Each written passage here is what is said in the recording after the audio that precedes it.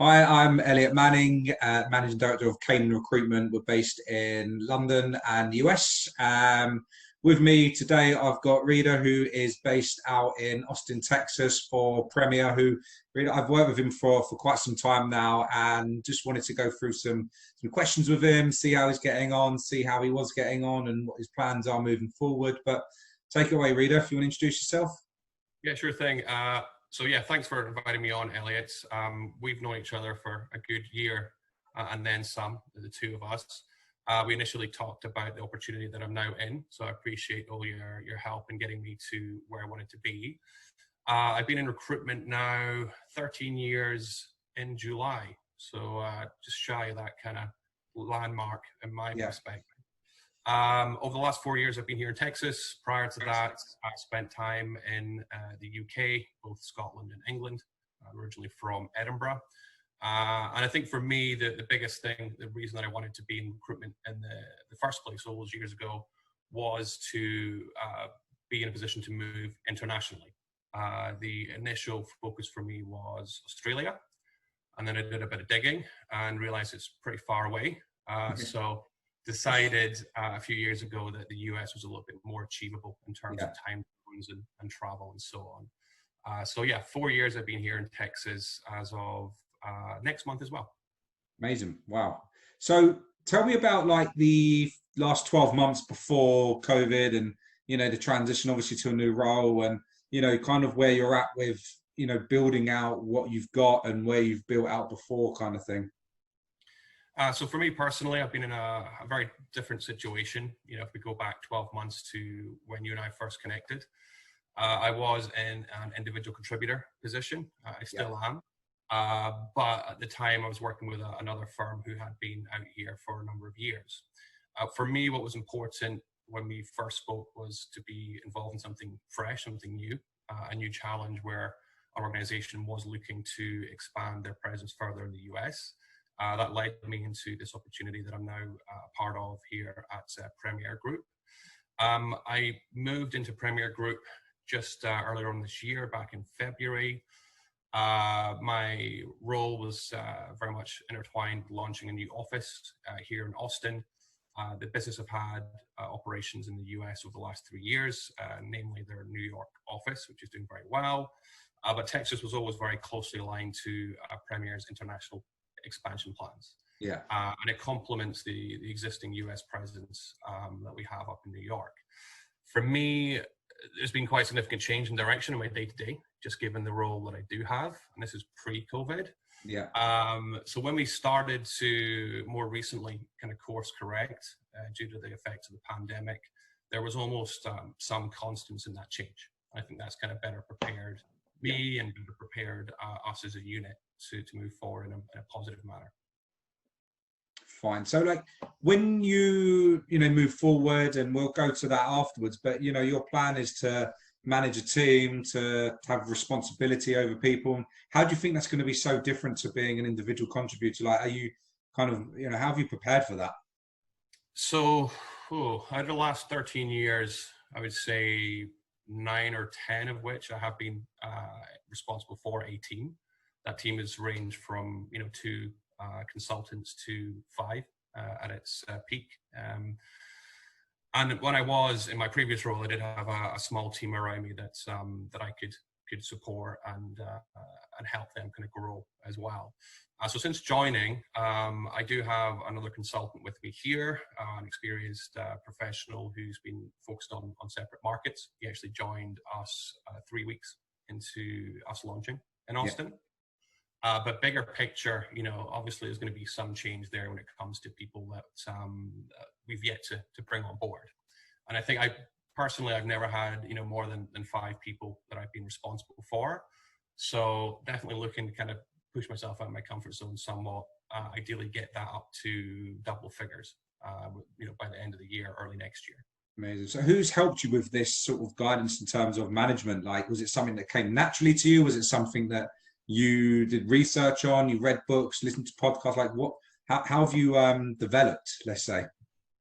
So it's an interesting question. For me personally, I think my development has been has been something that I've sort of had to pick up. I'm not a natural manager of people, I would say. I think a lot of the skills that we use every day as recruitment consultants, we're speaking to a lot of different people, both clients and candidates every day. A lot of those skills translate nicely into looking after people around you and kind of being a little bit more kind of hands-on to get them to where they need to be from a company perspective. For me, I think, all that time in recruitment, I got to see some incredible leaders.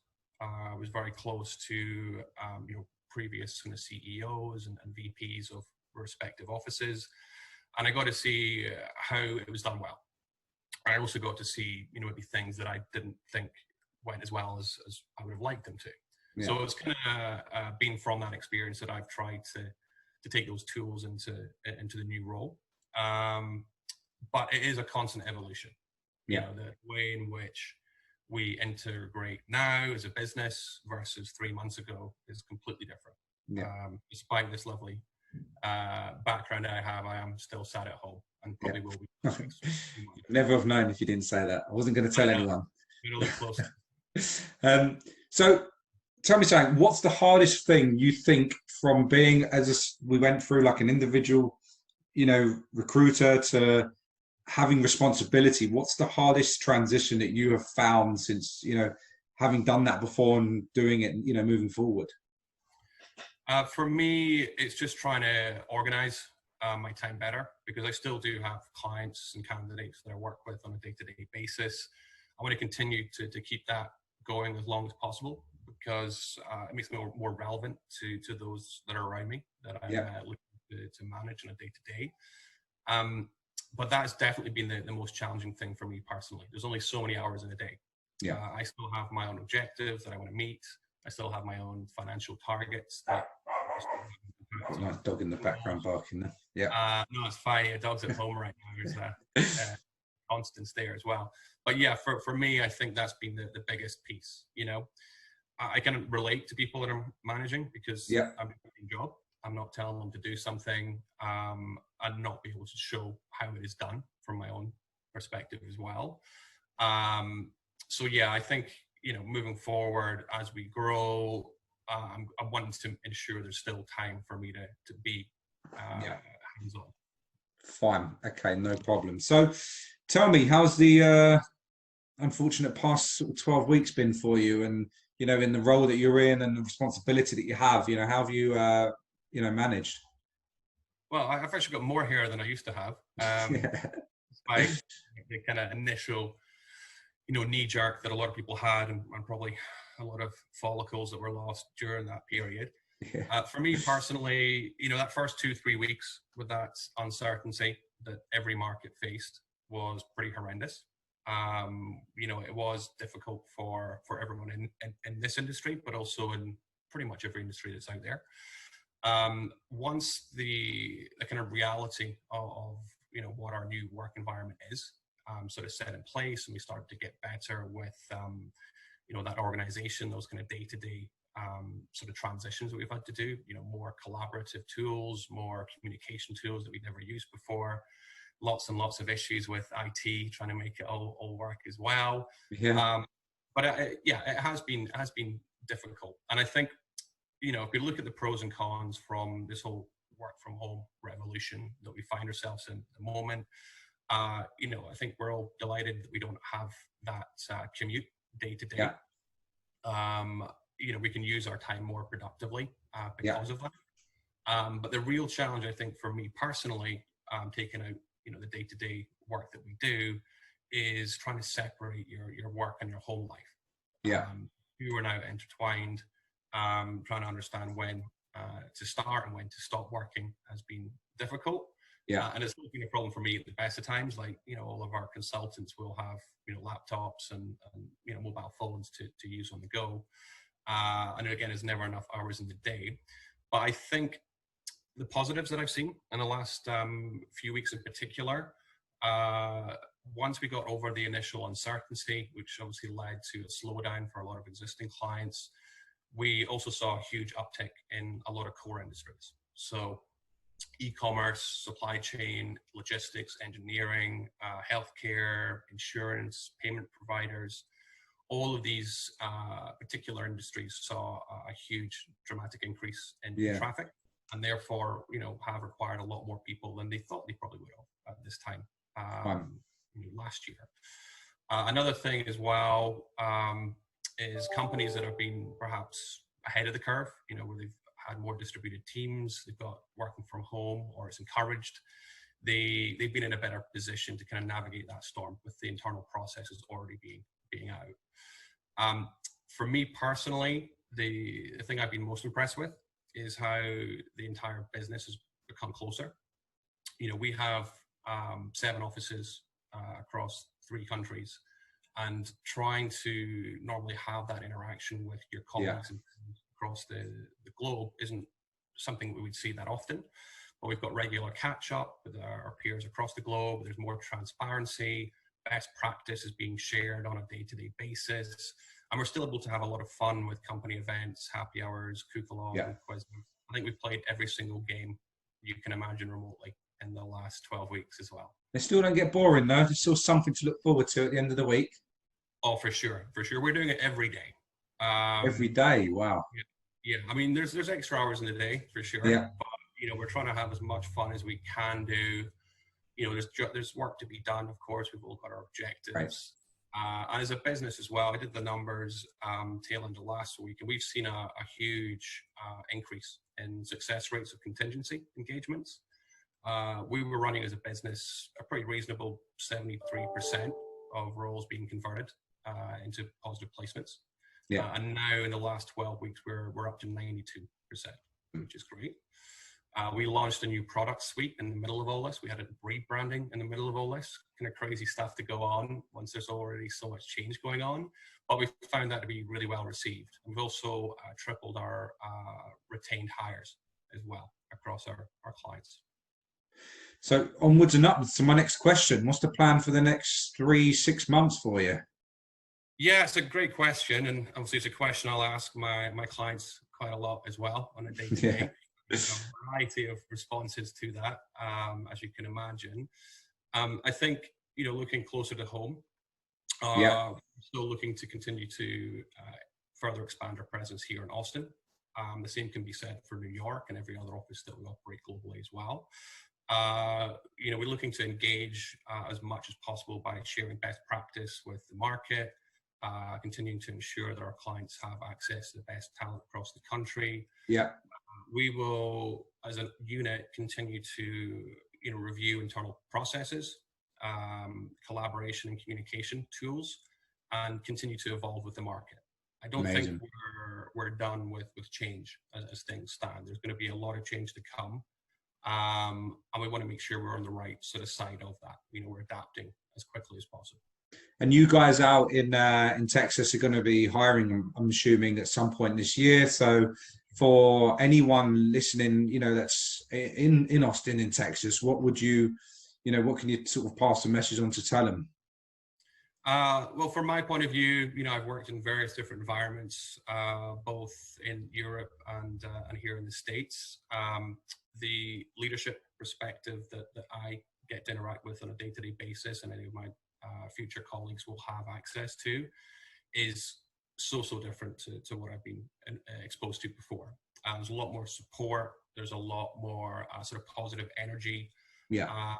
I think, in terms of the day-to-day responsibilities that we all have, micromanagement that I've seen in the past just isn't a thing from a business stance. And that is stemmed and is systemic from, the CEO and MD, all the way sort of in the business, which is great. We will continue to expand further. We have, patches here which aren't even impacted right now. So folks who've maybe been used to having South Texas as a region and being very siloed in particular technology. Yes. Will have access to, the entirety of the central region as a time zone, and also other chunks and pockets of the country as well. So there's a lot more that we can do in terms of, that particular territory. And there's a lot more opportunities to progress as well. Every single person that joins the business has a next step target which they were working on day one. So it's very transparent. So anything else to add to like anyone that's kind of, you know, in your position that's, you know, trying to build something out and that might be struggling, just to wrap this up? From my point of view, you know, I think for us all, it's been a challenge in the last few months.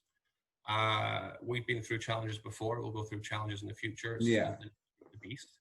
So I think I want, you know, people to be sort of steadfast in the in that kind of resilience. You know, recruitment isn't for everyone. No industry is. But those who've devoted years and years and have, you know, got themselves into a good position, they've got to continue to see this through. Yeah. You know, I think there are, you know, there's going to be quite a few different ways of working. People need to be adaptable to that. They need to continue to change how they work, where they work, when they work. And beyond that, just kind of continue, you know, to really push on with that kind of positive attitude. We as a business, we've been very lucky here in Austin, you know, it's just the two of us as things stand. And again, we're going to be growing out very, very shortly. But we as a business, you know, haven't had to, you know, make any furloughs from a, you know, good Texas perspective. Say again, sorry? No, I was going to say, so it's fine, yeah. Yeah, so I think we're in a fortunate position, and those who are, you know, a little bit disillusioned, I think, with the day-to-day, I would, you know, certainly ask them to continue the good fight and keep going. It will be worth it. We'll keep on trying every day, as we do. Persistence, that's what it's all about, right? Absolutely. Yeah, it's in the DNA. That's it. Well, look, Ridha, I won't take too much more of your time. I really, really appreciate your answers and your help with this. If anyone is in Texas and is looking, might be looking, know someone that is looking, feel free to reach out to you know, to these guys directly. I'll put your name obviously on the link in here so you can reach out. And if anyone's got any questions, just reach out to me, reach out to Ridha directly, whatever you want. And again, mate, thank you so much for your time. And we'll definitely be in touch. And I'm sure I'll speak to you later anyway. For sure, Elliot. Pleasure as always. Thanks again. Take care, mate. See you later. Cheers. Bye.